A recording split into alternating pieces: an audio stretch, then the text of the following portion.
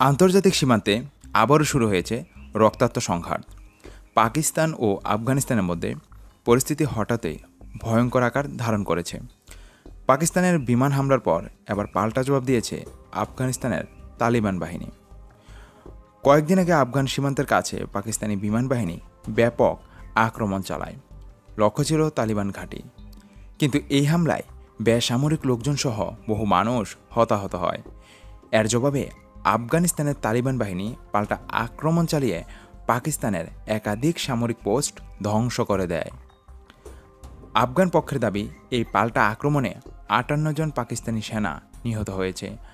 আফগান সেনারা পাকিস্তানি পোস্ট দখল করে অস্ত্রশস্ত্র নিয়েছে। এই রক্তক্ষয়ী সংঘর্ষে উদ্বেগ ছড়িয়ে পড়েছে আন্তর্জাতিক মহলে। আফগান সরকার জাতিসংঘ সহ বৈশ্বিক সংস্থাগুলির কাছে পাকিস্তানের বিরুদ্ধে ঐক্যবদ্ধ অবস্থান নেওয়ার আহ্বান জানিয়েছে। তালিবান সরকারের হেলমান্দ প্রদেশে ২৪ অক্টোবর রাতে বিমান হামলার প্রতিশোধ নিতেই এই পাল্টা অভিযান চালানো হয়েছে বলে দাবি করছে আফগান বাহিনী। অন্যদিকে পাকিস্তানের স্বরাষ্ট্রমন্ত্রী হামলার খবর স্বীকার করেছেন। তিনি বলেছেন, দেশটি আগুন ও রক্তের খেলা খেলছে।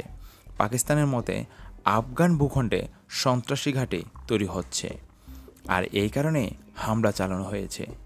পাকিস্তান জানিয়েছে, আফগান বাহিনীর আক্রমণের জবাব দ্রুত ও কঠোরভাবে দেওয়া হবে।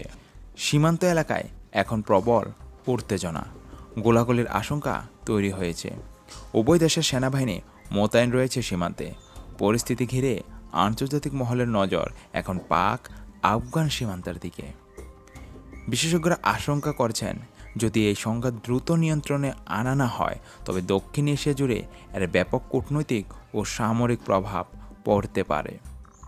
এখন সবার চোখ সীমান্তের দিকে। পাকিস্তান ও আফগানিস্তানের এই সংঘাত কোন দিকে গড়াবে, শান্তি না আরও বড় যুদ্ধ?